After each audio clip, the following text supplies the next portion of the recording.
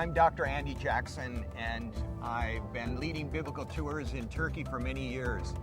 But today is a very, very special day because I'm going to be meeting a very close friend of mine, Dr. Mark Wilson, who's the author of a very popular book called Biblical Turkey. 20 years ago, we journeyed through Turkey together, and now we have an opportunity to go and explore the ancient Greco-Roman city of Ephesus. Well, I'm sitting here in a beautiful location near the Aegean Sea. It's the bay of the modern city of Izmir, and this is biblical Smyrna.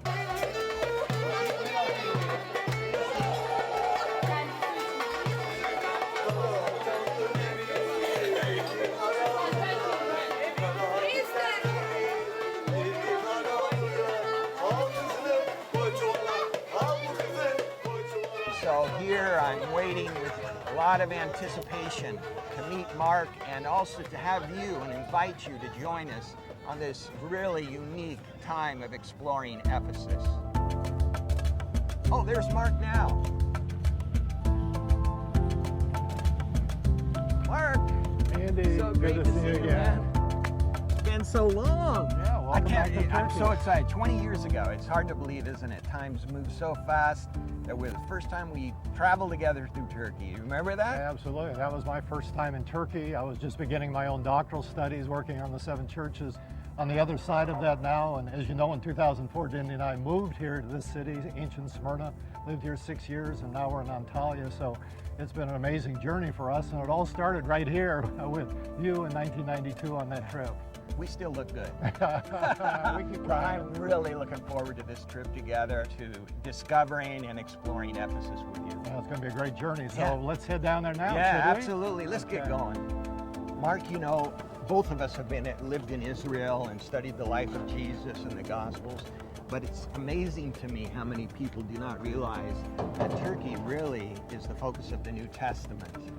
Yeah, 2/3 of the New Testament is either written to or from Turkey. Yeah. You know, we have most of Paul's missionary journeys taking place here. And of course, here in Western Turkey, we've got the 7 churches of Revelation. So, so much New Testament takes place in this wonderful land. Absolutely. This is such a beautiful land. You know, just 10 years ago, a majority of Turks didn't even know that they were living in the land of the New Testament. I remember that. One story, I don't know if I've told you, but I have a friend who was driving through Turkey maybe 15 years ago, and he picked up a Turkish hitchhiker, and he was talking to him, and the hitchhiker asked my friend, well, what are you doing here? And he said, well, we're driving through the journeys of Paul, the Apostle Paul. And he goes, well, the hitchhiker goes, well, who's the Apostle Paul? And he goes, well, he's one of the main leaders in the New Testament. And then my friend asked him, well, where do you live in Turkey? And he goes, Tarsus. Yeah, Paul's hometown. Paul's hometown. Amazing. That kind of a good example at that time. It's getting much better though. Absolutely. Well, let's take off. Yeah.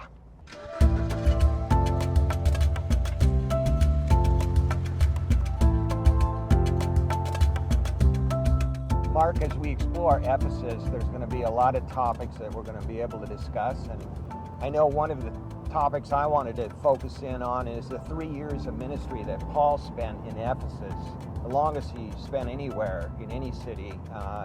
And so I'm really excited to look more into his 3 years of ministry there. Yeah, I agree. We've got a great adventure ahead. One of the things I'm looking forward to is our visit to Patmos, where John received the revelation. So Yeah. sometimes get a little seasick, but I hope we'll Yeah, make it okay. Yeah, I'm looking forward to that boat trip. And then just how John received the book of Revelation, and also the 7 churches of the book of Revelation.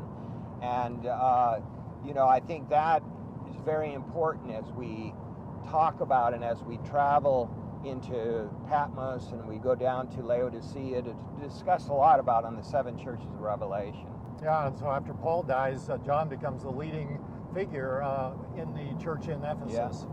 Yeah, and I think just the fact that Ephesus is the center of early Christianity and biblical Christianity, and there's so much that will be applied to our own faith today, overcoming in our faith, not being conformed to the culture around us. So I think that we're just going to have a lot of topics to discuss, and it's really going to be a rich time. I agree. It's going to be a great time. Yes.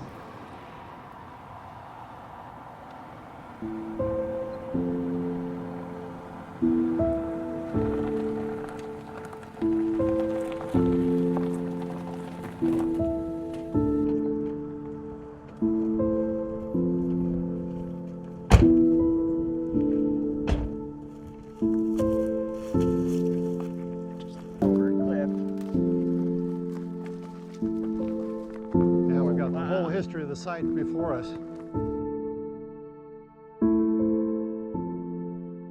This is a beautiful view of Ephesus. Yeah, the whole history of the city is built around these three hills. Mount Pion in the middle, Corysus on the left, and then to the right, Iasoluk. Yeah, and Ephesus was located in different locations at a different time in history. The Ionian settlement was over here on Mount Pion. Then they moved over to the Temple of Artemis area, the Lydians and the Persians. And then from there... Yeah, Alexander the Great comes through. Yeah, Alexander the Great. And then his general Lysimachus moves the Hellenistic city between these hills. We can see the incredible walls from the Hellenistic period here on top of Mount Corysus. And then in front of us, we've got the Roman Forum that they developed.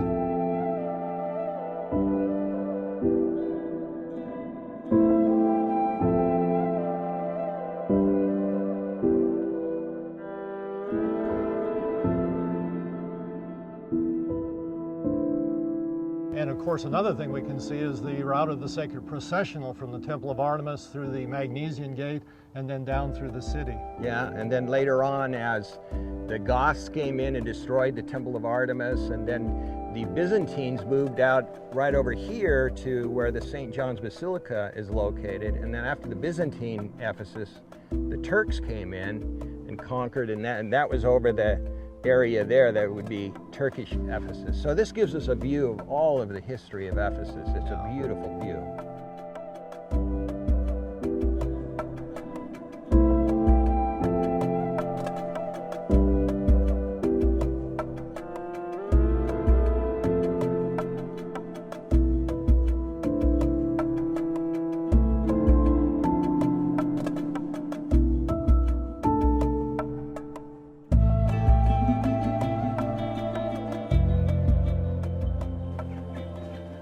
Here we are, one of the 7 wonders of the ancient world. It's the site of the Temple of Artemis of the Ephesians. It was at one time larger than a football field. Today it's just an open field with a column because the Goths came in AD 262 and destroyed it all. But what is your thoughts about what it looked like during the time of Paul and John and the early Christians that lived here? That was a tremendous site. It was like a forest of 127 columns, the largest religious temple in the ancient world of the time. It functioned in 4 ways within the city. It was a repository for civic decrees, it was a bank, it was an asylum for fugitives, and of course its most important function as a religious center. And it was from this temple that all the sacred processionals that regularly went through Ephesus both began and ended.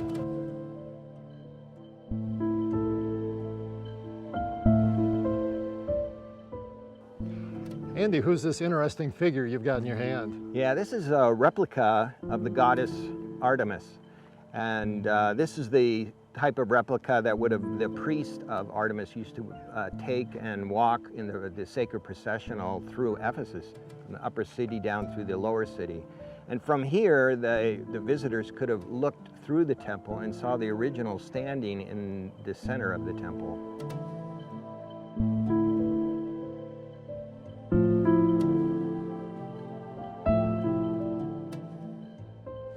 Apostle Paul, on his 3rd missionary journey heading to Ephesus, went across the Roman province of Galatia to Laodicea when he entered the province of Asia. And then he came up the Meander Valley to the city of Magnesia, up to where we are right now as he is heading to Ephesus. Yeah, Paul must have been extremely excited when he reached this point, looked up and saw this magnificent triple-arched architectural structure, read the bilingual Greek and Latin inscription that's above us, telling him that C. Sextilius Pollio had built this aqueduct for the city of Ephesus dedicated to the Emperor Augustus and Tiberius. And after weeks of travel, his destination was soon to come. Yeah, it's very close to Ephesus. Let's go on up.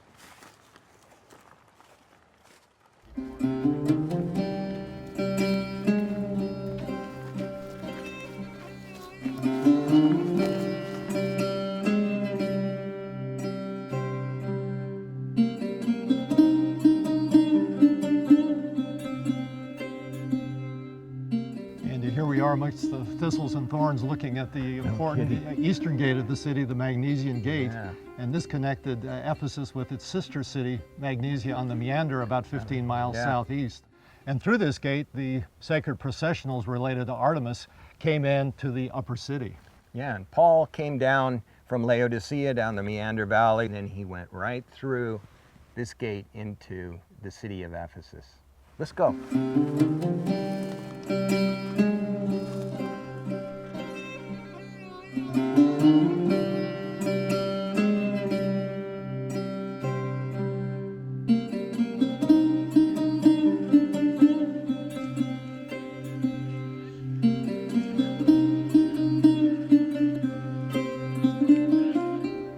Here we are. You know, 2 million people come to Ephesus each year now.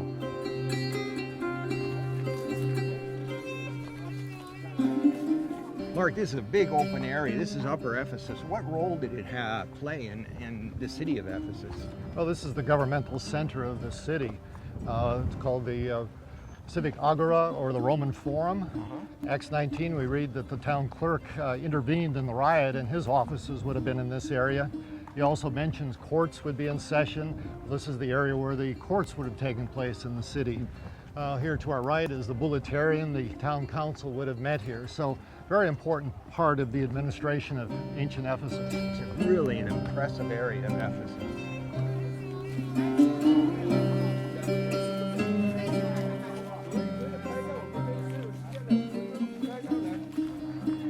Roman emperor worship, what a lot of people would call imperial cult, was very much a part of the religious environment of Ephesus. And Paul and John would have interacted with emperor worship in Ephesus. And here we are at a place that is very well known for emperor worship.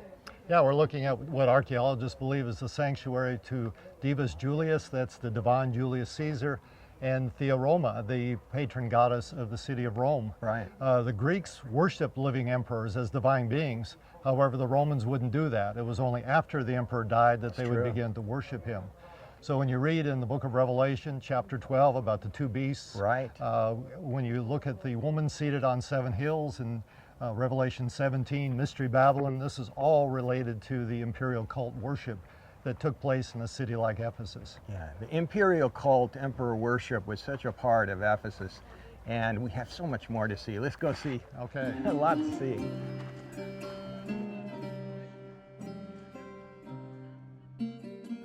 Well, Andy, we're coming into the Mission Square here. I mean, this is an incredible sight straight ahead.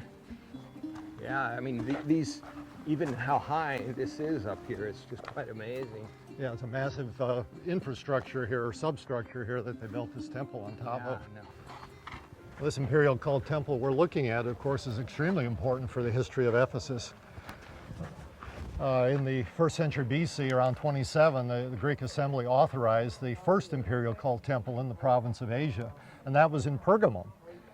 During the reign of Augustus in 26 AD, they built a second temple in Smyrna during the time of Tiberius, but the Roman Senate wouldn't give Ephesus an imperial cult temple because of the prominence of the Artemis temple.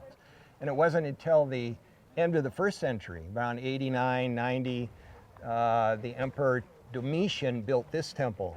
And it's the area just right here below is just the lower structure, substructure. The temple actually was on top.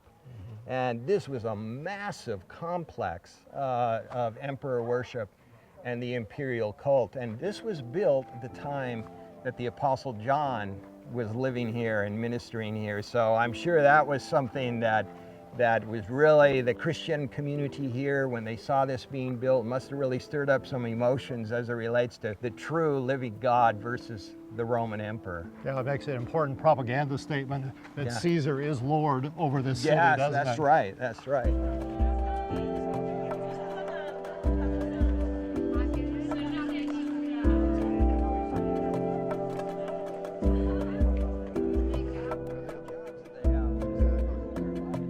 Go back and sort through 10,000 pictures or something like that.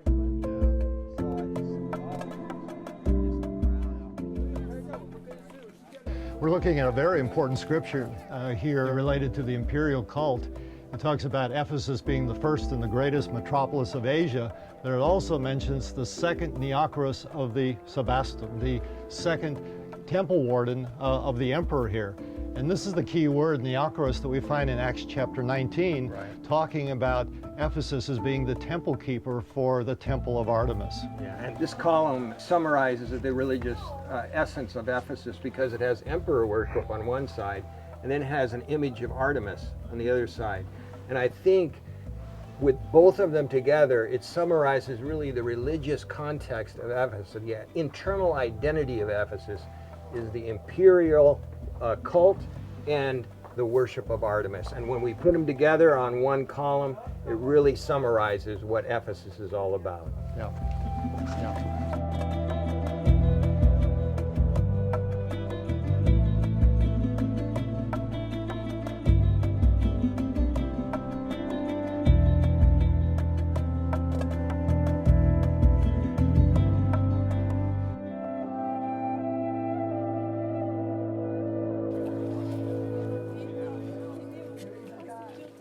Mark, you wrote a book on the theme of victory in the book of Revelation, which is a very important theme for us as Christians today, becoming overcomers in our faith.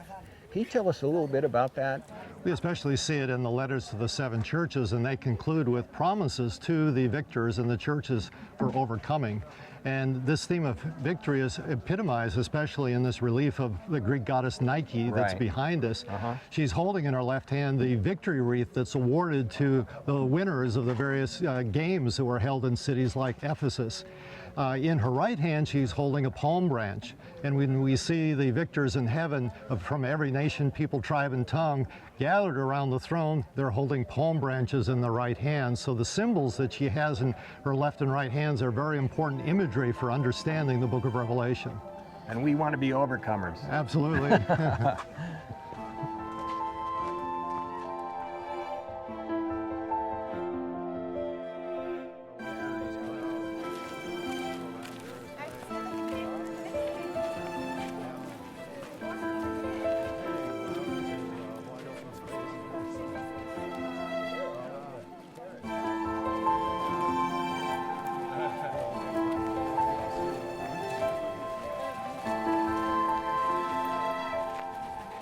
We're standing in front of this incredible structure, the reconstruction of the Library of Celsus. And one of the most interesting parts of this is a menorah graffito that's on the step leading up to the library. This graffito, of course, tells us that we've got Jews living in this city, which we know from literary sources like Josephus, the Jewish historian. 10 times he mentions the fact Jews lived in this particular city. Right, and you know, it was the tradition of Paul, wherever he went, whatever city he went to, he'd visit the synagogue first, and that's true in Ephesus. His first visit to Ephesus from Corinth, he visited the synagogue, and then when he left, he came back, and the first thing again, he went back into the synagogue. So we know the first Christians in Ephesus were Jewish, and most likely they became believers at Pentecost in Jerusalem, because we know that Jews from Asia were located at that time. So we know the earliest church in Ephesus were Jewish.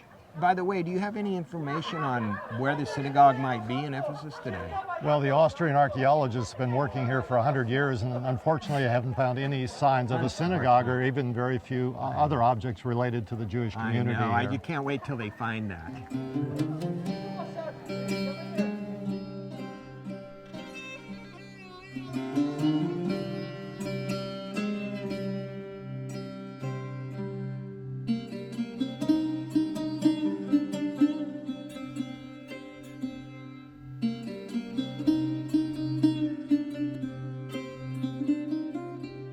Acts 16 tells us that Paul on his second journey is wanting to preach the gospel in the province of Asia.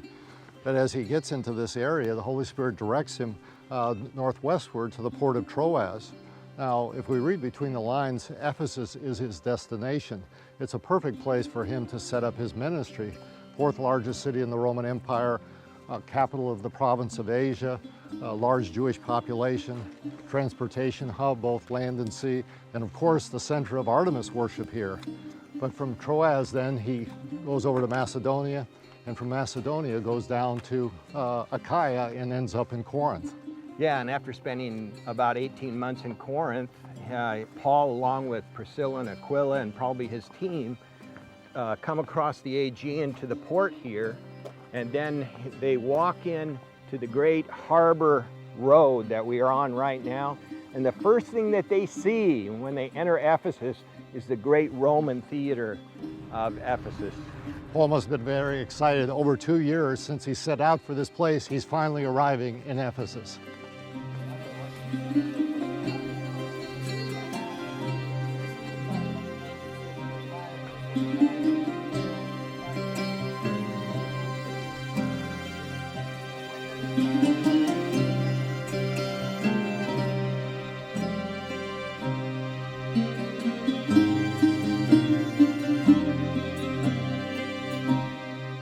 Standing in the terrace houses in downtown Ephesus, and this is the area where the elite of the city would have lived.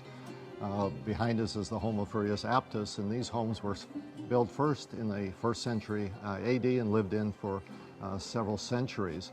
And we're in this type of environment, the early Christians would have held their meetings. Yeah, when we talk about the church in Ephesus during the time of Paul and John, we're really talking about numerous house churches. And in 1 Corinthians chapter 16, verse 19, Paul makes this clear when he writes, "The churches in the province of Asia send you greetings. Aquila and Priscilla greet you warmly in the Lord, and so does the church that meets in their house." This is a peristyle type home, the public space, where visitors would come, and it's in this area the early church would meet. And you can see from its size, maybe 40 or 50 people could have gathered. And it's in this type of a space that the worship of Jesus Christ would have taken place in the city of Ephesus.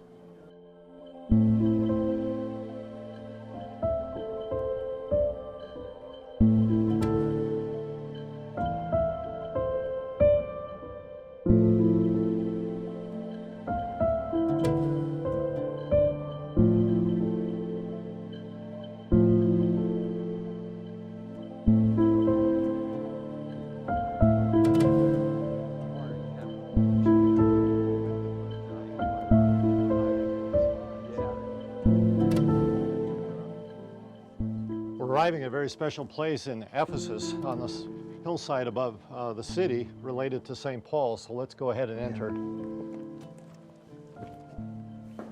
The depiction of Paul we're looking at here is the earliest portrait that we have in Turkey. Dates from the late 4th to early 5th century. You can see his name, Paulos, to his right. It shows a scene from a later Christian document called the Acts of Paul and Thecla. And here Paul is preaching in the city of Iconium, and Thecla is listening to his message out the window and accepts the message and becomes a believer. And in the Acts of Paul and Thecla, we have the earliest and only physical description of Paul that we have. And in this portrait, we see that. He's bald-headed, his eyebrows are meeting, and his nose is hooked. Yeah, and it's very interesting to me that we would mention that during the time of Paul and John, that the churches met in houses, house churches, and then after John, they started, here in Ephesus, they also started meeting in caves and cave churches, and this is a perfect example with this fresco of Paul.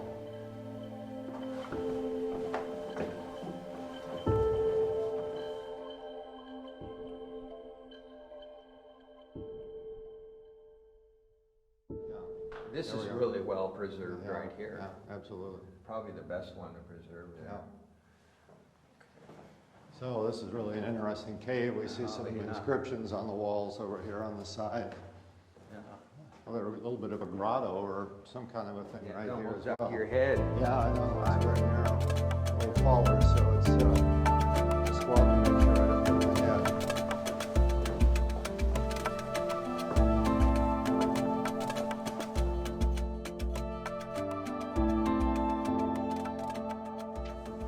Paul tells us that he taught publicly and house to house, and we know that he spent 3 months in the synagogue, and then he moved to the Hall of Tyrannus, and he taught for 2 years.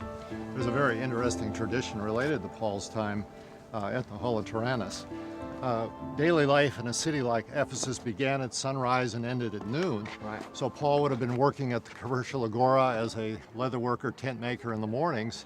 Then in the afternoons, he would move into the Hall of Tyrannus to engage with visitors to this city, the residents, about the gospel of Jesus Christ. And it was during this period of time that he reached so many people in the province of Asia. Yeah, and I think a lot of times we envision Paul lecturing for 2 years. In other words, behind a pulpit, that kind of thing. But actually, the Bible tells us that he engaged in the discussion, questions and answers, and really a discipling approach, and probably engaged a lot of his co-workers. Apollos and Priscilla and Aquila were involved in the training of those that were part of the school. Another dimension of Paul's time during this time, of course, is concern about what's going on in Corinth. He's beginning now to hear about the problems developing in the church, and here in the body life of the church in Ephesus, as they're dealing with spiritual gifts and other issues, he's getting a background now that he's later going to be writing in his first letter to the Corinthians, addressing these issues. He had Corinth on his mind.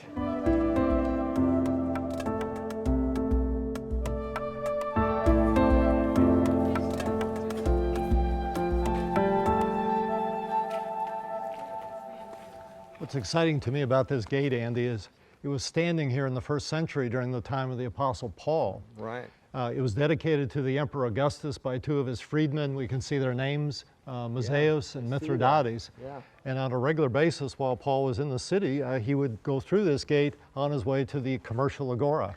Yeah. Let's go on in. Yeah, that kind of reminds me of the story of when Paul was with Priscilla and Aquila, and they had a leather business trade in Corinth.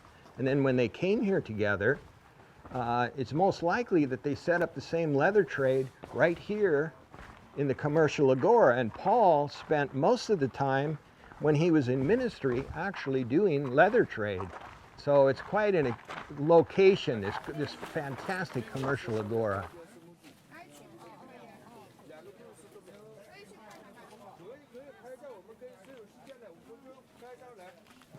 And it's also the area where one of the most famous incidents in Acts 19 takes place, related to Demetrius and the silversmiths. And why was Demetrius so upset with Paul?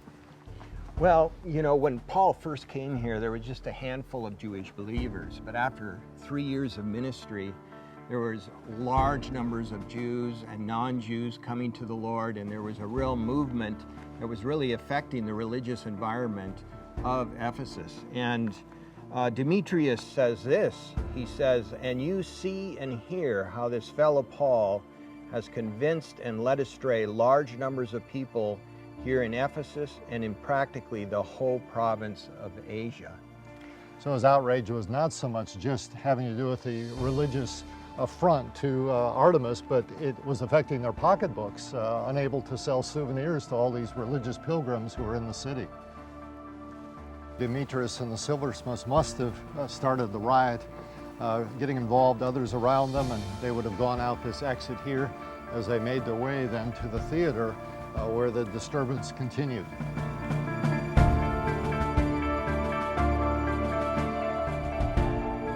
Now we're headed up to the great Roman theater of Ephesus that held 25,000 people.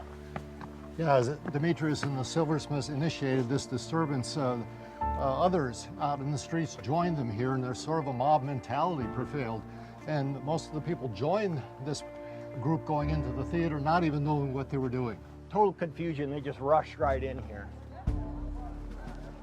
Wow, this is incredible. Can you imagine the confusion, the pandemonium that was going on here when this crowd assembled in the theater? 25,000 people shouting, "Great is Artemis of the Ephesians."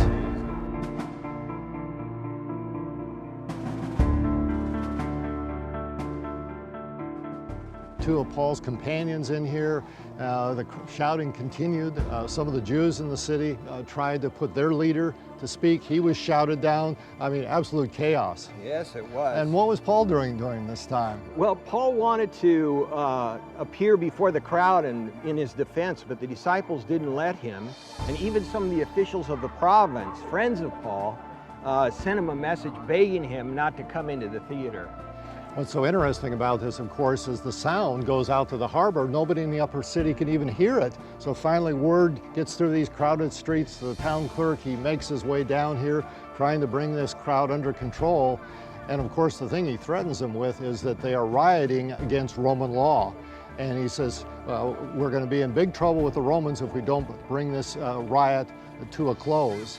And of course he does that and settles it, and the illegal assembly is over. Yes, and because of this big scene of this Artemis riot, it seems like this motivated Paul, even though he was planning to leave soon anyway, to go ahead and depart out of Ephesus and on to Macedonia.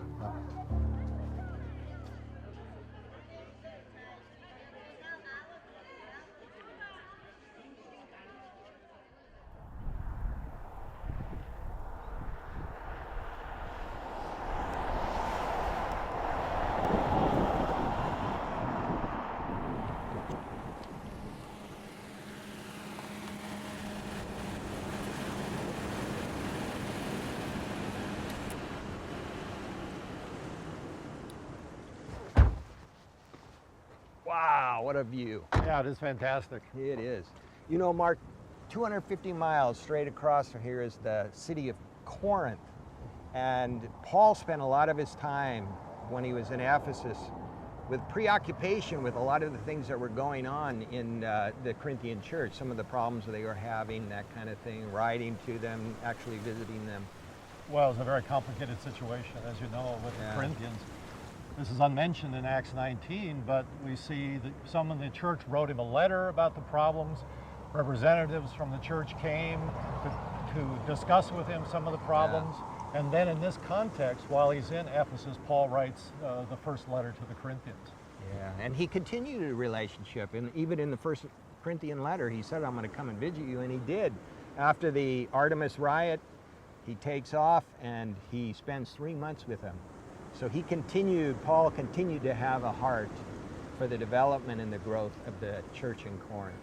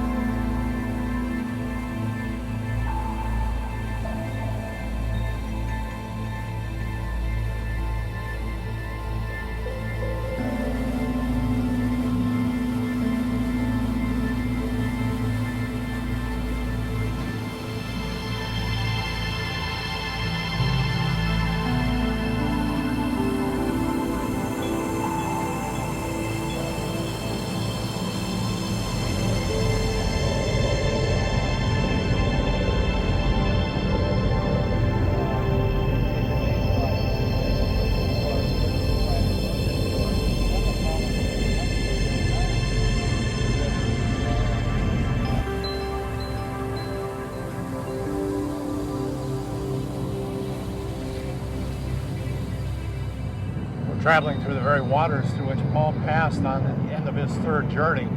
He's traveling with 8 companions, including Timothy and Luke, and he's decided to bypass Ephesus. He's in a hurry to reach Jerusalem, trying to get there before the day of Pentecost. They stop at the Isle of Patmos, which is behind us. Right. And the next day they make their way down to Miletus. Somewhere along here he decides, I cannot leave the province of Asia without seeing the Ephesian elders one more time. Yeah, and in Acts 20, when Paul's talking to the elders, he gives them, up to this point, most of the opposition towards Paul's ministry has been outside of the church. And now he predicts and prophesies that there will be false teachers that will arise among them. And I would like to read Paul's own words in Acts 20. He writes, "Guard yourselves and all the flock of which the Holy Spirit has made you overseers. Be shepherds of the church of God, which he bought with his own blood. I know that after I leave, savage wolves will come in among you and will not spare the flock. Even from your own men will arise and distort the truth in order to draw away disciples after themselves. So be on your guard. Remember that for 3 years I never stopped warning each of you night and day with tears." And then this comes true when Paul was released from prison out of Rome, and he returns back to Ephesus with Timothy, and he leaves Timothy in Ephesus to deal with a false teaching that now has arisen within the city of Ephesus. Yeah, it's a very important change in Paul's relationship with the Ephesian church, isn't it? Very true, very true.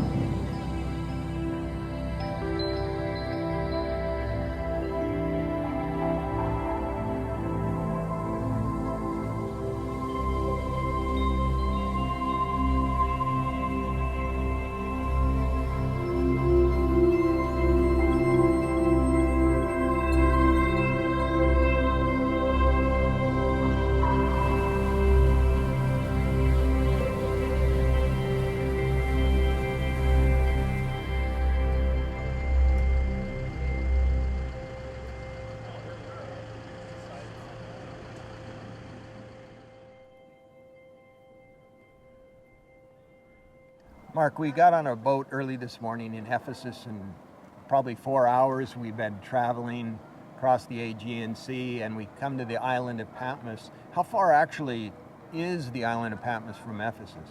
We're about 75 miles southwest of Ephesus. Today, Patmos is a Greek island. In the first century, it was part of the Roman province of Asia.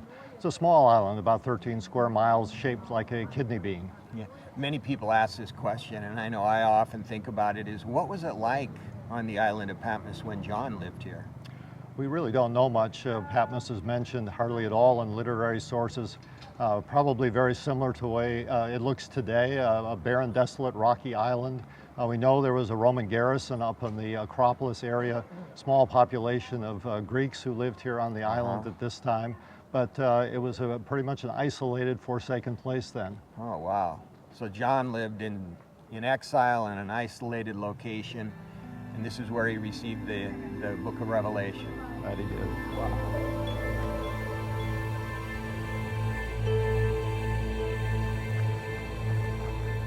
Hey, Mark, this is a great place for us to sit and have a chat. Sounds good.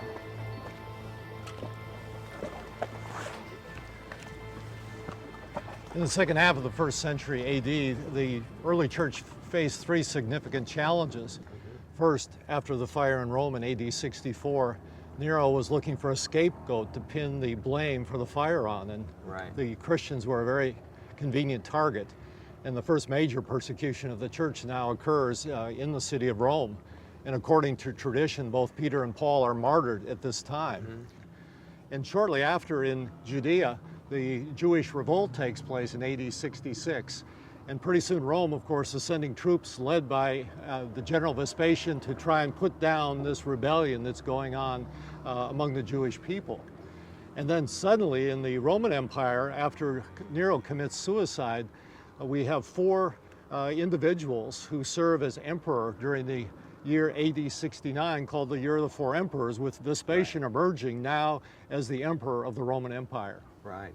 And that sets the setting for Jesus' warning to the disciples on the Mount of Olives, his last week of his ministry, where he says, when you see the Romans surround Jerusalem, flee the land. And I think this is the motivation that John took some of his community, some of the believers, and actually left Jerusalem and went to Ephesus. And there settled in Ephesus, and he had a 40-year ministry in Ephesus where he wrote 1st and 2nd, 3rd John and the Gospel of John. And of course here he came to Patmos and here wrote the book of Revelation.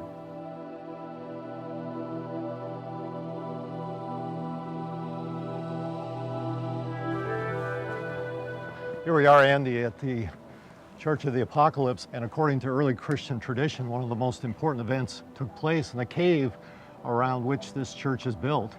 John received his revelation of Jesus Christ. What does the book of Revelation tell us about the circumstances of this event? Yeah, in Revelation 1:9, John gives us a very distinct statement of why he is on the island of Patmos. It reads, I, John, your brother and companion in the suffering and kingdom and patient endurance that are ours in Jesus, was on the island of Patmos because of the word of God and the testimony of Jesus. So here John really is expressing his heart of identifying with the suffering of the Christians in Ephesus and in the 7 churches of the book of Revelation.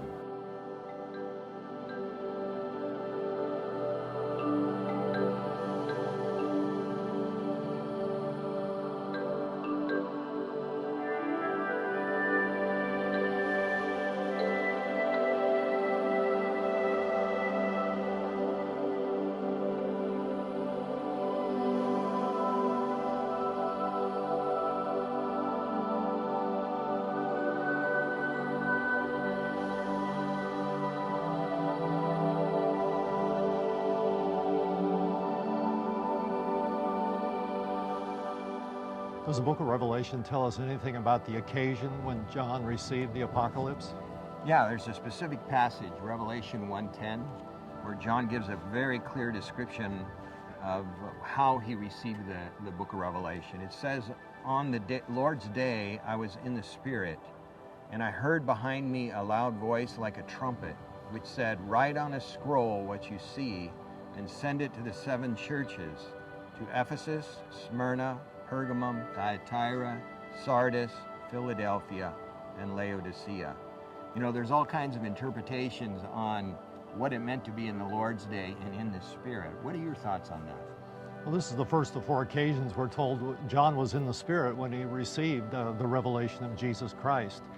Look at the surroundings where we're at in the first century. A very bleak, desolate situation for him, living in a cave. And suddenly now, the Lord takes him up to show him these incredible visions of what's going on in heaven. So this was a total disconnect from what his life was here on the island to what was going on in the heavenly places. Yes, that was quite a Lord's day.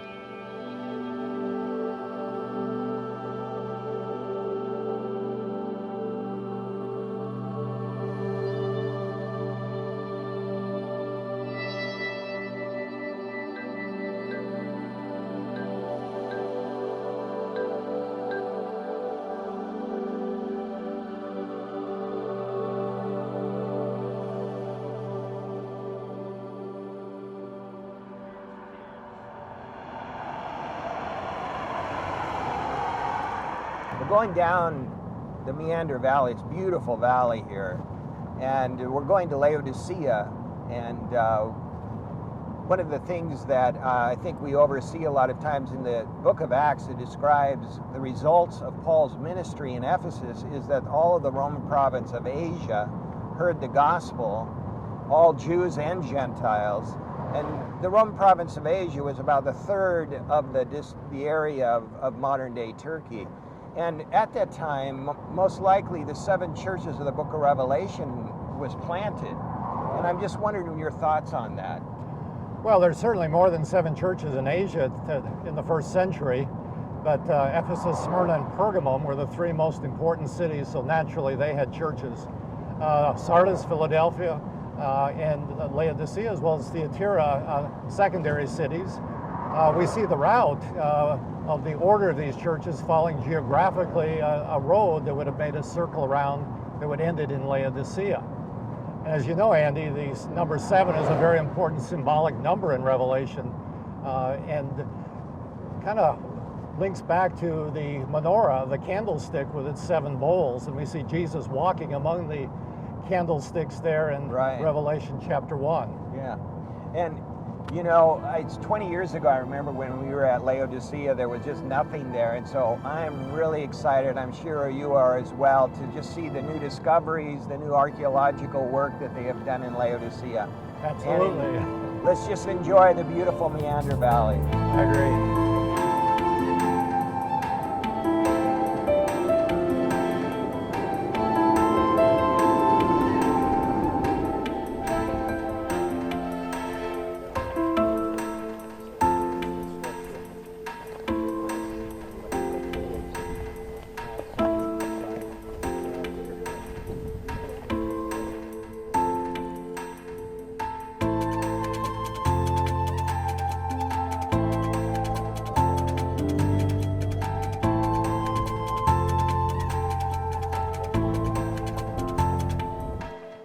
Laodicea became a very wealthy city in the 1st century due to its strategic geographical position. Also, its textile production contributed to its wealth, as well as the banking enterprises that went on here. In AD 60, when the major earthquake devastated the city, Rome offered to help to rebuild, but the Laodiceans said, we're wealthy enough, we can rebuild it ourselves. Yeah, and I think the pride of riches also entered the mindset of the church, because Jesus rebukes the church of Laodicea in John's Revelation, where he says, you say, I am rich, I have acquired wealth and do not need a thing, but you don't realize that you are wretched. I counsel you to buy from me gold refined in fire so you can become truly rich. They certainly seem to have adopted this attitude of self-sufficiency that was in the general citizenry at large.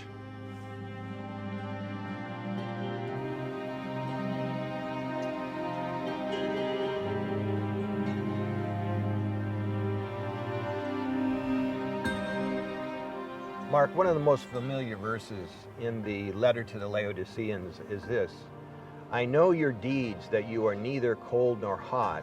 I wish you were either one or the other. So because you are lukewarm, neither hot nor cold, I'm about to spit you out of my mouth. And over the years, we've heard a number of different interpretations of this imagery. What is your understanding of this passage? Well, it seems to refer to the water situation of the city of Laodicea, which is behind us here. We're standing looking at the water system that actually brought cold spring water from an underground spring about 3 miles to the south. You can see it's a double channel of stone that brought water to a water tower, again behind us, that distributed it throughout the city. So much of the year this water has been very cold water going into the city. Also behind us you can see the white travertines from the city of Hierapolis that sat above them. And this was a great spa center, even in antiquity.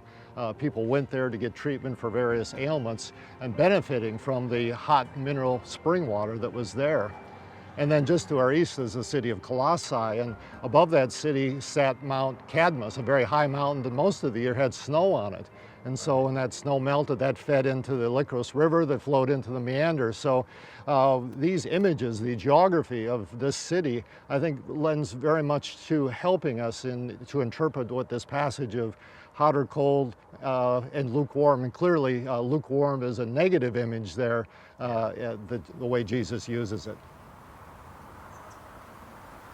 We just left Laodicea through the Ephesian gate on our way to Ephesus. Yeah, right outside the Ephesian gate is this very well-preserved Roman bridge.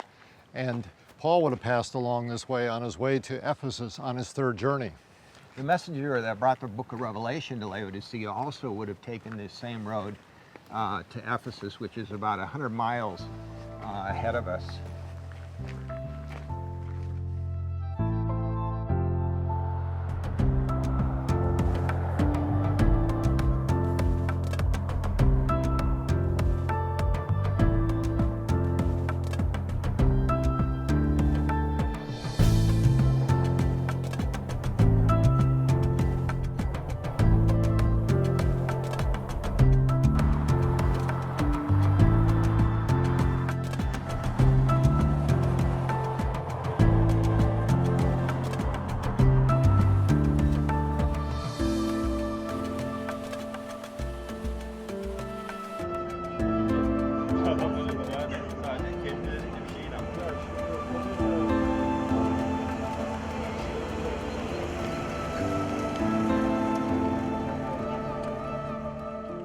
Well, here we are, Andy, St. John's Basilica. Let's go see it.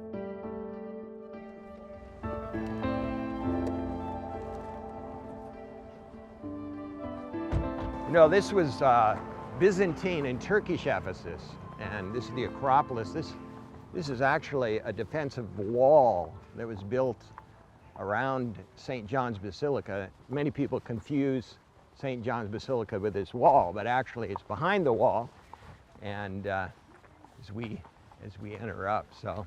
It's interesting to me is all this recycled stone that comes from various buildings in Ephesus. See friezes, column fragments, even some inscriptions here built into the wall that they've brought in something called spolia.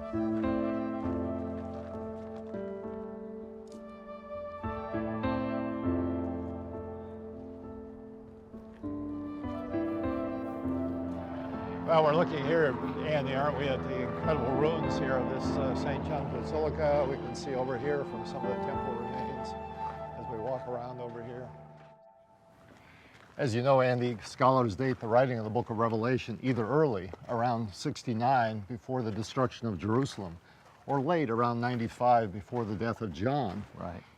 Regardless of which date we hold to, we know that John came back to Ephesus after his exile on the island of Patmos. Yeah, when he came back, he reestablished and built up the church in Ephesus and also in the Roman province of Asia.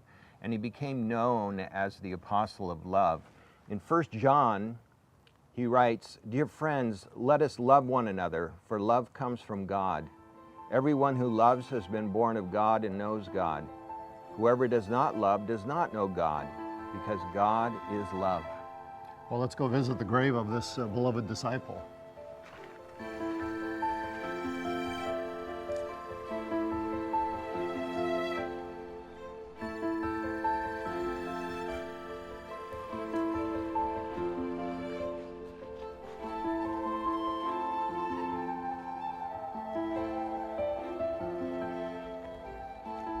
Mark, many people in our groups ask us if this is the exact place where the Apostle John was buried.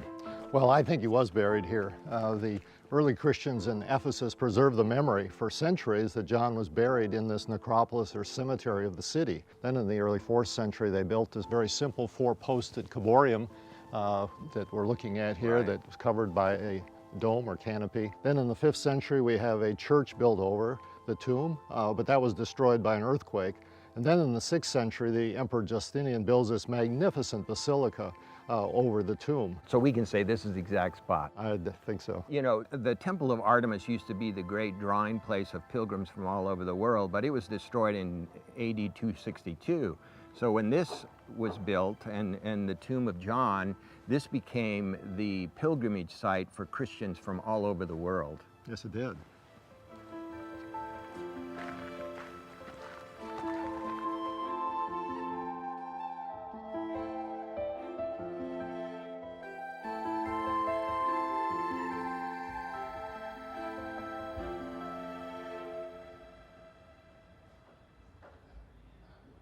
We've had a wonderful visit to Ephesus, Andy, and I was wondering what you think the legacy of the 1st century church here is for Christians today. Some of the most important early Christian leaders lived and ministered here in Ephesus. We know Paul did, Apollos, Priscilla and Aquila, Timothy, and also some of the most significant letters of the New Testament were written to or from here. Paul wrote 1 Corinthians. We have Ephesian letter, 1st and 2nd Timothy, and also John wrote his 3 letters and the Gospel of John. And then, of course, the message in the book of Revelation was written to here. And by the way, I was wondering, in there it says that the lampstand could be removed. What's your thought about that? Well, I think the translation there would be better if it said the lampstand would be moved.